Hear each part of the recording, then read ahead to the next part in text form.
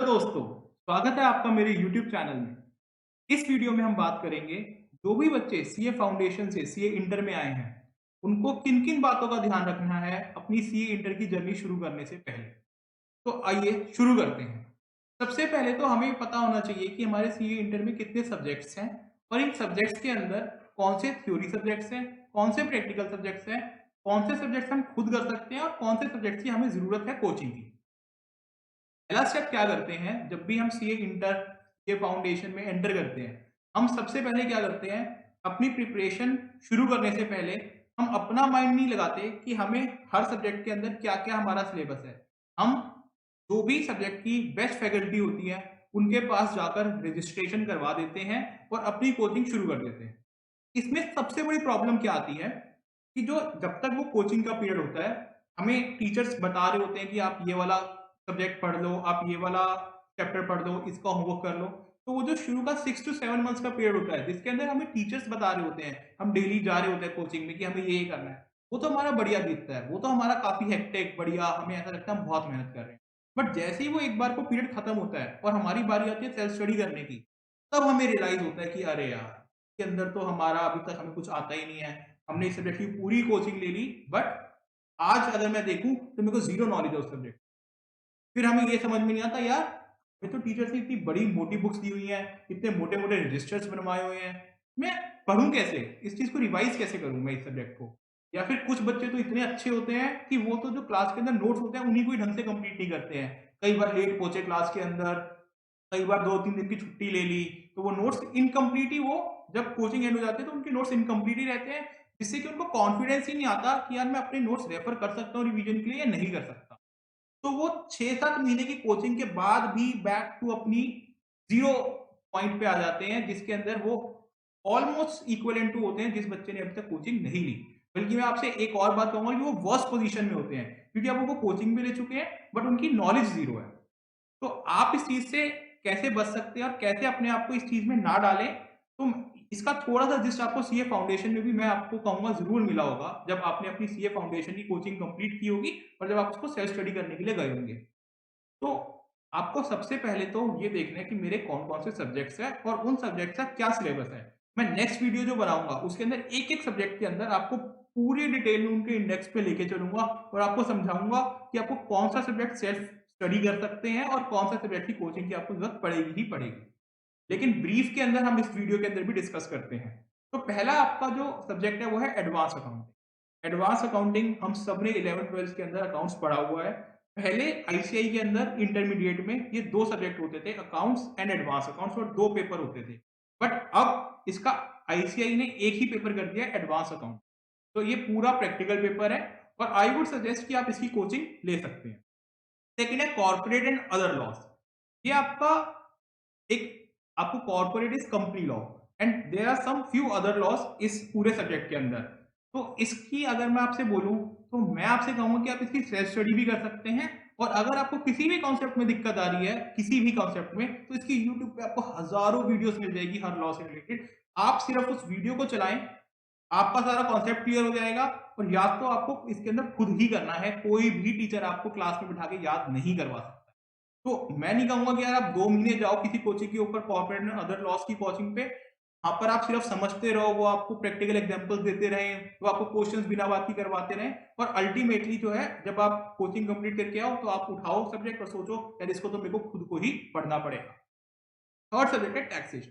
यहाँ पर मैं आपको बोलूँगा कि आपको कोचिंग लेनी ही चाहिए। इसका रीज़न ये है कि आपका जो टैक्सेशन है, बल्कि ये मैं आपको बोलूँगा ऑडिट एंड एथिक्स में भी, आपका जो ये दोनों सब्जेक्ट्स हैं, ये आपको अभी सीए इंटरमीडिएट में आपको सीए आर्टिकलशिप में बहुत हेल्प करने वाले हैं। जो बच्चे आपकी टैक्सेशन में अपनी आर्टिकलशिप कर रहे हैं या अपनी ऑडिट में आर्टिकलशिप कर रहे हैं या फिर अपनी मिड साइज़ फर्म से आर्टिकलशिप कर रहे हैं, उनको इन सब्जेक्ट्स की बहुत थॉरो नॉलेज होनी बहुत ज़रूरी है अपना आर्टिकलशिप एक्सपीरियंस को और बेहतर बनाने के लिए। तो मैं कहूँगा टैक्सेशन की आपको कोचिंग ज़रूर लेनी चाहिए। ऑडिट के लिए मैं आपको कोचिंग के लिए इंटरमीडिएट में इसलिए कह रहा हूँ, हालाँकि ये प्योरली थ्योरी सब्जेक्ट है और आदमी अपने आप से भी पढ़ के बच्चा इसको पास कर सकता है। बट बिकॉज़ ये अभी इंटरमीडिएट स्टेज है, आपका एक बेस डेवलप होगा ऑडिट को, तो मैं कहूँगा कि जो टीचर एक प्रोफेशनल टीचर है, 10 टू 15 ईयर से ऑडिट पढ़ा रहे हैं, ऑडिटिंग कर रहे हैं, तो वो आपको एक अच्छा बेस तैयार करके देंगे ताकि आप जो है इसको अपने प्रैक्टिकल जब आप आर्टिकलशिप के लिए उसके लिए भी अप्लाई कर सके नॉलेज। हाँ, फाइनल के अंदर क्योंकि आपका बेस रेडी होगा और काफ़ी चीज़ें रिपिटिटिव होंगी, तो आप उसको खुद से भी कर सकते हैं। फोर्थ आपका है cost and management accounting. Again this is a theory plus practical subject, तो इसके लिए भी आप डिपेंड करता है कि आप कितने मोटिवेटेड है खुद से पढ़ने के लिए। सब्जेक्ट मुश्किल बिल्कुल भी नहीं है, बट कितना मोटिवेशन है आपके अंदर कि आप खुद से कर सकते हैं या आपको कोचिंग की रिक्वायरमेंट है। सिक्स्थ आपका आता है फाइनेंशियल मैनेजमेंट, स्ट्रेटेजिक मैनेजमेंट। इसके अंदर अगेन एफएम फाइनेंशियल मैनेजमेंट थोड़ा सा ये ट्रिकी सब्जेक्ट है, थोड़ा सा इसके अंदर कॉन्सेप्ट, थोड़े से इसके अंदर फॉर्मूले ज्यादा हैं, तो आई वुड सजेस्ट कि आप इसकी कोचिंग ले लें। स्ट्रेटेजिक मैनेजमेंट बिल्कुल सिंपल बेसिक थ्योरी है, जैसे आप अपनी बिजनेस स्टडीज में पढ़ते थे 12th के अंदर, ऑलमोस्ट आपकी उसी तरीके की आपकी एक स्ट्रेटेजिक मैनेजमेंट की सब्जेक्ट है, जो कि आप खुद से बड़े प्यार से कर सकते हैं, या यूट्यूब पे किसी भी अच्छे टीचर की रिवीजन वीडियोस के थ्रू आप इसको अच्छे से कंप्लीट कर सकते हैं। तो ये रहा हमारे सब्जेक्ट्स की नॉलेज। एक डिटेल वीडियो मैं आपको बनाऊंगा जिसके अंदर मैं आपको हर सब्जेक्ट के अंदर जो जो इंडेक्स के अंदर टॉपिक्स है उसके बारे में आपको मैं थोड़ा थोड़ा बताऊंगा, ताकि आपको कौन सा सब्जेक्ट सेल्फ पढ़ना है और कौन सा आपको कोचिंग लेके उसमें हेल्प हो जाए। एक बात का और ध्यान रखना, प्लीज प्लीज मेरी ये बात जरूर मानना आप, कि एक सब्जेक्ट एटलीस्ट सेल्फ स्टडी जरूर करना। इसका मैं आपको रीजन देता हूँ। इसका रीजन ये है कि जब आप फाइनल में जाओगे, आपके पास एक तो सारी सब्जेक्ट की कोचिंग लेने का टाइम बहुत कम होगा, आप सारे सब्जेक्ट की कोचिंग नहीं ले पाएंगे। सेकेंडली, जब आप सेल्फ स्टडी किसी भी सब्जेक्ट की करते हो, तो आपको एक सब्जेक्ट को पढ़ने से खुद से अप्रोच कैसे करें एक सब्जेक्ट को, उसका एक तरीका आ जाता है, जो कि वो अप्रोच आपको बाकी सब्जेक्ट भी जब आप सेल्फ स्टडी करने लगोगे कोचिंग के बाद आपको हेल्प करेगी, कि आपको नोट्स कैसे बनाने हैं, आपको अपनी जो इतने बड़े बड़े चैप्टर्स को क्रिस्प कैसे करना है, आपको इंपॉर्टेंट क्वेश्चंस मार्क कैसे करने हैं, आपको हर चीज का एक आइडिया लग जाएगा एक सब्जेक्ट से सेल्फ स्टडी करने से, जो कि आपको पूरी प्रिपरेशन में बहुत हेल्प करेगा। अब आपको कोई भी अगर कोचिंग ज्वाइन करनी है या आपको प्रिपरेशन स्टार्ट करनी है, तो आपको कुछ बातों का ध्यान जरूर रखना है। पहली बात, अगर आप किसी भी टीचर के पास कोचिंग लेने जा रहे हैं, तो आप उनकी लेक्चर की ड्यूरेशन जरूर देखेंगे। इसका रीजन मैं आपको बताता हूँ। मार्केट में बहुत सारी टीचर्स है, और क्योंकि हम अभी फाउंडेशन क्लियर करके आए हैं, तो हमारे दिमाग में एक चीज होती है कि यार हमें चाहे कोई टीचर कुछ एक्स्ट्रा पढ़ा दे, कम नहीं पढ़ाना चाहिए।